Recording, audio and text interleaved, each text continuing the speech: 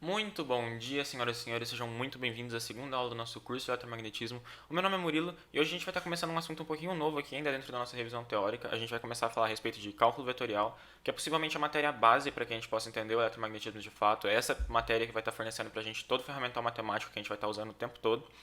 Então eu achei realmente muito importante a gente tirar umas primeiras aulas aqui para realmente revisitar os conceitos, passar pelas definições de novo, para que a gente possa começar o eletromagnetismo de fato com isso bem afiado. Para essa revisão em específico, o livro que eu vou estar usando como referência é o livro do Guido Risi, Um Curso de Cálculo, volume 3. É um livro muito bom para quem quer se aprofundar um pouquinho mais no assunto, para quem quer acabar vendo algo um pouquinho mais além.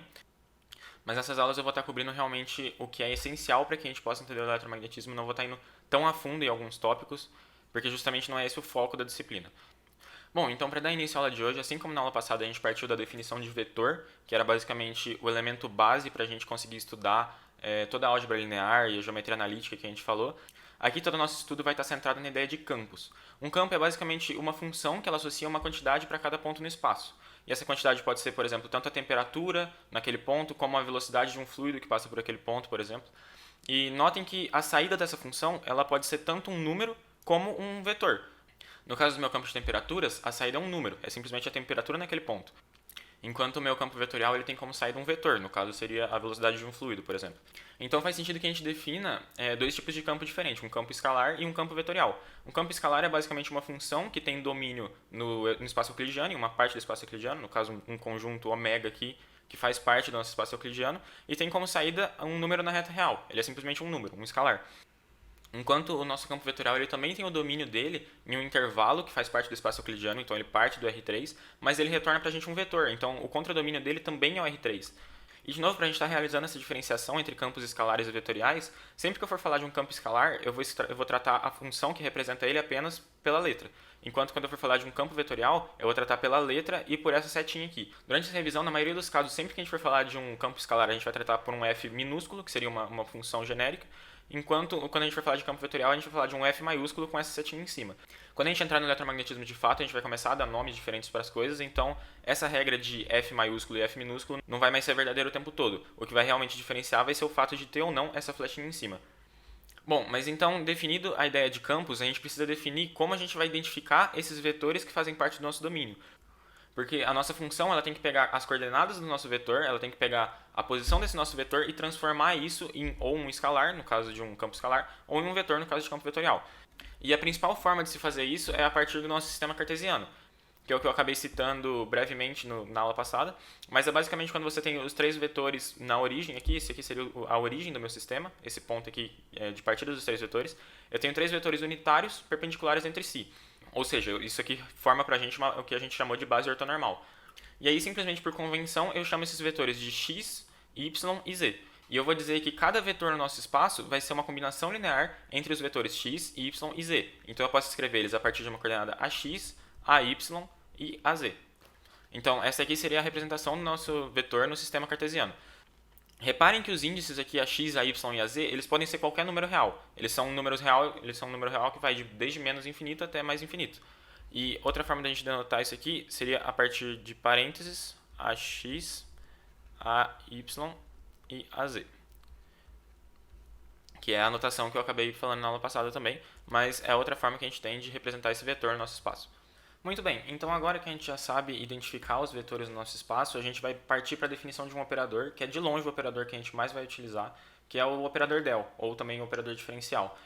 E aqui o conceito de coordenadas cartesianas é muito importante porque a definição dele parte das coordenadas cartesianas. Mais para frente a gente vai ver outros sistemas de coordenadas e a conversão desse operador para esses outros sistemas.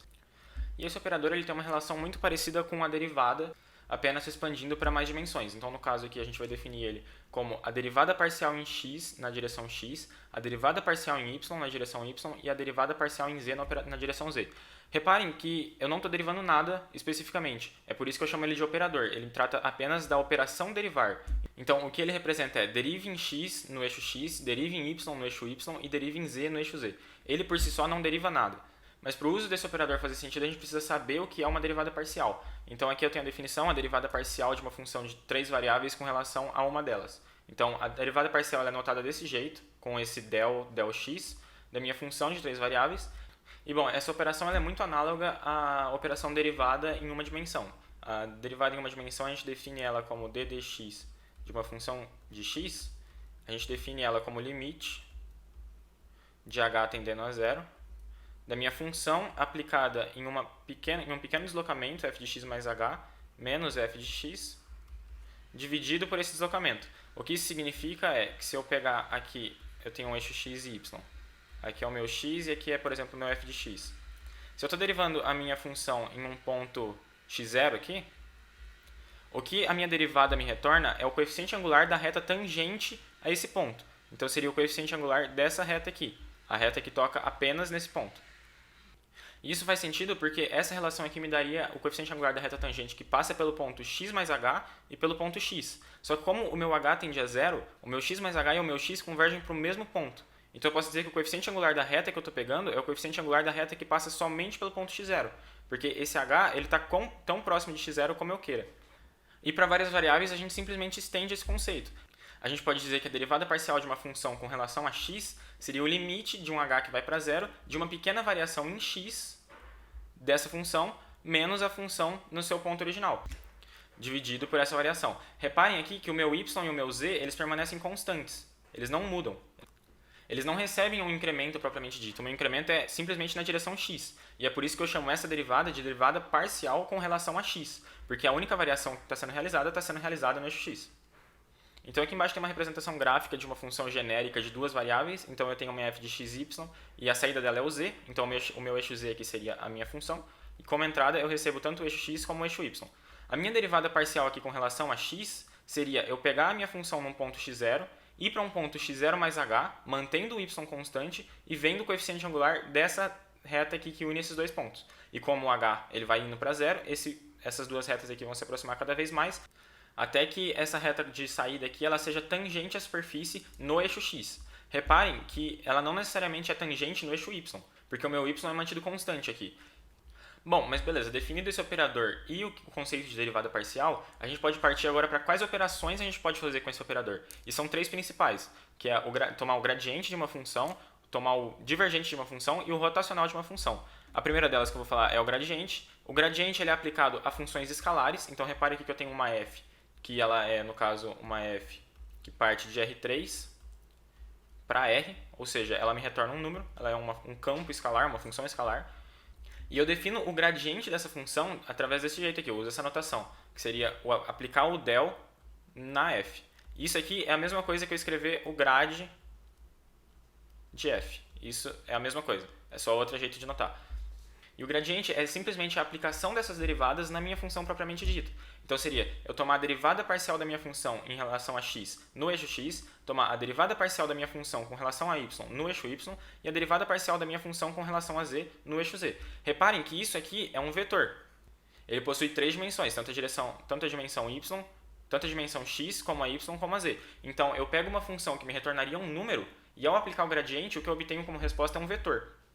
E esse vetor tem uma propriedade muito interessante. Assim como em uma derivada de uma função de uma variável, a gente obtinha o coeficiente angular da reta tangente à função naquele ponto, o gradiente fornece para a gente um vetor tangente à superfície naquele ponto. E isso faz sentido justamente por conta dessa explicação aqui. Porque eu tomar a derivada parcial em relação a x de uma função de várias variáveis me retorna o coeficiente angular da reta que é tangente ao eixo x. A mesma coisa vale para o eixo y e para o eixo z também. Então eu teria um vetor cuja componente x é tangente ao eixo x, a componente y é tangente ao eixo y e a componente z é tangente ao eixo z. Assim eu posso concluir que o meu vetor obtido pelo gradiente em um ponto é tangente à superfície naquele ponto. E algo que é importante notar é que como esse vetor é tangente à superfície nas três direções, significa que ele tem que ser o vetor que aponta na direção de maior crescimento. Ou seja, se você fizer uma pequena variação na sua entrada naquela direção, a sua função vai crescer mais do que se você fizer essa mesma variação em qualquer outra direção. Então, se eu pegar, por exemplo, a superfície de convolução gerada por uma parábola, que seria algo mais ou menos assim, e eu tomar o gradiente nesse ponto aqui, o vetor que essa operação vai me retornar vai ser esse aqui, que seria o vetor exatamente na direção de crescimento da minha parábola. Bom, então tendo definido a ideia de gradiente, a gente vai passar agora para a próxima operação que a gente vai estar tratando, que seria a operação do divergente. O divergente é uma operação aplicada a um campo vetorial, então repare aqui que eu aplico ele em um campo f, e eu estou escrevendo esse meu campo como uma composição de três funções escalares. Então seria como se eu tivesse uma função escalar, um campo escalar P na direção x, um campo escalar q na direção y e um campo escalar r na direção z. Reparem que essas funções elas dependem tanto de x, como de y, como de z. Elas são uma função de 3 variáveis, só que cada uma delas está relacionada a uma coordenada específica de saída. Isso aqui seria o vetor de saída do meu campo. Como entrada, eu entraria com meu x, y e z em cada uma dessas funções aqui. O divergente ele é definido como se fosse o produto escalar entre o meu operador del e o meu campo. Mas vale lembrar que isso é apenas uma analogia, porque o del na verdade é um operador, ele não é um vetor de fato. Mas essa analogia faz sentido porque se a gente lembrar da definição de produto escalar entre A e B, a gente falava que A escalar B era AX BX mais AY BY mais AZ BZ. E o meu del é nada mais do que a derivada parcial em relação a x na direção x, a derivada parcial em y em relação a y, na direção y, e a derivada parcial em relação a z na direção z. E é exatamente o que eu estou fazendo aqui. Eu estou pegando a derivada parcial em relação a x da minha componente x do campo, somando com a derivada parcial em relação a y do componente y do meu campo, e somando com a derivada parcial em relação a z da componente z do meu campo. Mas beleza, o que essa operação significa pra gente? O que ela faz é basicamente buscar por fontes no nosso campo. Ela busca por pontos em que há mais vetores saindo desse ponto do que vetores entrando nele. E pra gente entender por que isso faz sentido, a gente pode pensar em um cubo aqui. Então, por exemplo, eu desenhei um cubo de dimensões dx, dy e dz, que seria um cubo muito pequeno, infinitesimalmente pequeno, e eu representei aqui uma pequena variação em y. Então aqui eu tenho o meu ponto y0 e aqui eu tenho o meu ponto y0 mais h. Em azul aqui, essas flechinhas, elas representam o tamanho da minha função q na direção y nesse ponto. Então esse aqui seria o meu q de x0, y0 e z0. E esse aqui na frente seria o meu q de x0, y0 mais dy e z0. Certo? Então eu estou vendo quanto o meu q varia desse ponto aqui para esse ponto aqui. Eu estou vendo a taxa de variação desse q para uma pequena variação em y. Beleza, mas o que isso me deixa concluir? Me deixa concluir que se o meu q for maior nesse lado do que nesse lado, eu tenho mais coisas saindo desse lado do que entrando aqui. Então eu posso dizer que na verdade eu estou tendo um ganho de coisas em y. Na direção y está mais saindo coisa, que seria a quantidade de coisa que atravessa essa face do cubo, do que entrando, que seria a quantidade que atravessa essa face. Então é isso que o meu divergente faz. Se eu somar a contribuição em todas as faces do cubo, o que eu estou vendo é, na verdade, a diferença da quantidade de coisas que sai do meu cubo. Então seria a quantidade de coisas que sai na direção y menos a quantidade de coisas que entra na direção y, a quantidade de coisas que sai aqui na direção x menos a quantidade que entra, e a quantidade que sai na direção z menos a quantidade que entra. E somando cada uma dessas contribuições, o que eu obtenho é, na verdade, uma expressão que me diz se tem mais coisa entrando ou saindo desse cubo. Então aqui eu tenho uma representação de 3 campos vetoriais diferentes. Eu desenhei eles só em um ponto mesmo, mais para ilustrar, mas seria o equivalente a eu pegar um cubinho aqui. Se eu pegar um cubo nesse ponto, eu posso notar que tem mais flechas saindo desse cubo do que entrando nele. Então eu posso concluir que o meu divergente nesse ponto é positivo, ou seja, tem mais material saindo do cubo, mais material atravessando o meu cubo para fora do que para dentro. Por outro lado, nesse segundo caso aqui, se eu tenho o meu cubo aqui, os vetores estão todos apontando para dentro e não tem nenhum apontando para fora, o que significa que tem mais coisa entrando, tem mais vetores apontando para dentro do meu cubo do que para fora. Logo, é como se eu tivesse um fluxo negativo nesse ponto. É como se tivesse havendo uma concentração nesse ponto, as coisas se aproximam desse ponto. Então eu digo que o meu divergente nesse ponto é negativo. E aqui no último caso seria o caso onde eu tenho a mesma quantidade de vetores saindo, então eu tenho 4 vetores saindo e 4 vetores entrando. Nesse caso, eu digo que não está tendo nenhuma concentração aqui no meio. Tudo que entra por um lado sai pelo outro. Então eu posso concluir que o meu divergente nesse último caso é zero. E é por isso que o divergente ele tem um papel muito importante para a gente. Quando a gente for estudar o eletromagnetismo de fato, a gente vai estar interessado em conceitos como corrente elétrica e acúmulo de cargas. E sempre que a gente estiver tratando de algum fluxo ou a quantidade de coisas que atravessam um certo material, no caso de corrente elétrica, por exemplo, a gente vai ver a quantidade de cargas que atravessam uma seção de um condutor, tudo isso a gente consegue descrever a partir do operador divergente. E computacionalmente ele é calculado desse jeito, mas no fundo a interpretação dele tem mais coisa entrando ou saindo dessa pequena região do meu espaço. Tem mais vetores que apontam para dentro ou para fora desse meu cubo. É isso que o divergente significa fisicamente. Bom, então definida essa segunda operação, a gente vai partir agora para a nossa última operação, que também é aplicada em campos vetoriais, que seria o rotacional. Então, aqui eu tenho o meu mesmo campo P na direção X, Q na direção Y e R na direção Z, e o meu rotacional seria o equivalente de um produto vetorial entre o meu operador del e o meu campo vetorial. De novo, ressaltando, o del por si só ele não é um vetor, ele é um operador. Essa é apenas uma notação que a gente pode usar para tratado do rotacional. Outra forma de falar disso seria usar o hot f, e na literatura em inglês eles chamam isso de curl de f. Essas três coisas aqui são sinônimas, elas significam a mesma coisa. E aqui no divergente também eu posso chamar isso aqui de div de f. Divergente do meu campo vetorial. Então, assim como aqui eu posso falar hot de f, curl de f, aqui eu posso falar div de f, e eu também posso usar essa notação de produto escalar e produto vetorial.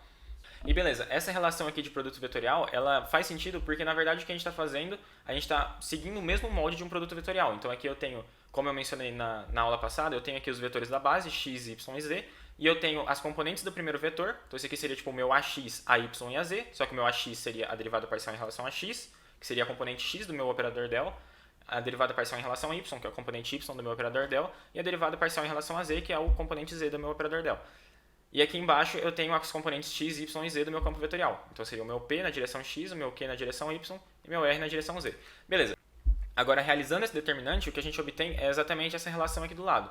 E lembrem que essas derivadas aqui elas não são necessariamente nulas, porque as minhas funções p, q e r elas são funções de 3 variáveis. Então, por mais que aqui eu esteja derivando a componente z do meu campo vetorial em relação a y, isso não necessariamente é zero, porque o meu r ele tem uma componente z. Ele depende de z de alguma forma. Mas beleza, essa operação parece um pouco arbitrária, você simplesmente tomar o produto vetorial de um operador com um campo, mas a interpretação física disso aqui é o que realmente importa. E pelo nome já dá para assumir mais ou menos o que esse rotacional mede pra gente. Ele mede rotações em certas direções. Então beleza, para explicar aonde está essa rotação nesse termo aqui, eu vou fazer uma explicação, por exemplo, para o eixo x, que seria a derivada parcial de r em relação a y, menos a derivada parcial em q na direção z. Então aqui eu tenho, por exemplo, um quadrado de lados h, esse aqui tem lado h e esse aqui tem lado h. Eu estou analisando a variação das minhas funções com relação a cada uma das variáveis. Então, por exemplo, o meu del r, del y, seria a derivada parcial da componente z do meu campo com relação a y. Então, por exemplo, aqui no ponto y0, z0, a minha função r ela tem um valor. Então, esse aqui seria o meu r de y0, z0. No caso, eu estou ignorando a componente x aqui por enquanto, porque ela está sendo mantida constante. Ela poderia ser incluída aqui também, seria x0, y0, z0. E aqui do outro lado eu estou analisando o meu r de y0 mais h e z0. Ou seja, eu estou causando uma pequena variaçãozinha na componente y e vendo como a minha função varia na direção z. Se vocês forem perceber, isso aqui, se tiver uma variação positiva, isso aqui tende a girar o meu quadrado nessa direção. Significa, se eu, por exemplo, interpretar o meu f como um campo de forças, significa que eu tenho mais força nesse ponto para cima do que nesse. Então, o meu objeto, se ele for rígido, ele vai tender a ter uma rotação nesse sentido. Ele vai tender a girar nessa direção, certo? E o análogo acontece na direção z também. Se eu pegar a variação do meu campo q, que seria o meu campo y, na direção z, seria eu pegar aqui o meu q de y0, z0, e aqui eu pegar o meu q de y0 e z0 mais h. Reparem agora que se esse vetor aqui de cima for maior do que o aqui de baixo, quer dizer que uma pequena variação em y aumenta a minha contribuição em z. Então isso aqui tenderia a girar o meu objeto nesse sentido. Mas para manter uma certa padronização e ver apenas rotação, por exemplo, nesse sentido, que é o sentido que o termo em y me deu, eu posso colocar esse sinal de menos aqui, que acaba surgindo naturalmente desse determinante. Se a gente for ver, isso aqui seria menos a derivada parcial em z da minha função q, na direção x, do determinante surge esse menos, mas esse menos também corrige esse termo de rotação. Ele está vendo, na verdade, a rotação nesse sentido, porque se esse termo aqui for maior do que esse aqui de cima, é como se esse ponto aqui sofresse mais força para a direita do que esse ponto aqui em cima. Então, eu também tendo a ter uma rotação no sentido anti-horário, nesse caso. E notem que esse sentido anti-horário, ele alinha perfeitamente com a mão direita, de modo que o meu polegar está saindo na direção z. Então, se eu girar a minha mão nesse sentido, no sentido anti-horário, o meu polegar ele aponta na direção z. Então, na verdade, o que o rotacional mede, ele mede a tendência de um objeto a girar, considerando esse sentido de rotação, o sentido anti-horário num plano perpendicular ao meu vetor que eu estou analisando. Então, no caso, se esse termo aqui for positivo, quer dizer que o meu objeto ele tende a girar no sentido anti-horário e na direção perpendicular a y, de modo que essa rotação siga a regra da mão direita. Caso esse termo aqui fosse negativo, seria o equivalente a ter um crescimento aqui.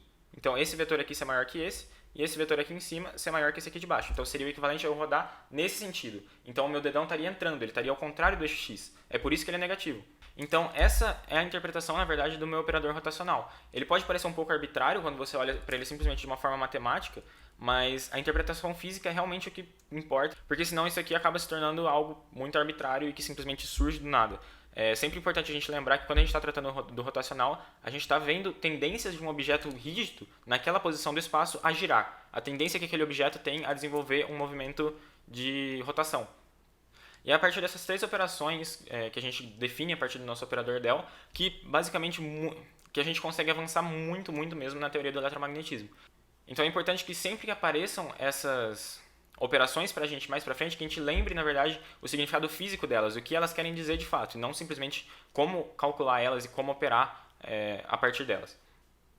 Mas então era basicamente isso que eu tinha planejado para hoje. A partir da próxima aula a gente vai falar a respeito do operador del em diferentes coordenadas, então eu vou definir o que seria o nosso sistema de coordenadas cilíndrico e esférico, que também vão aparecer em muitos casos de simetria.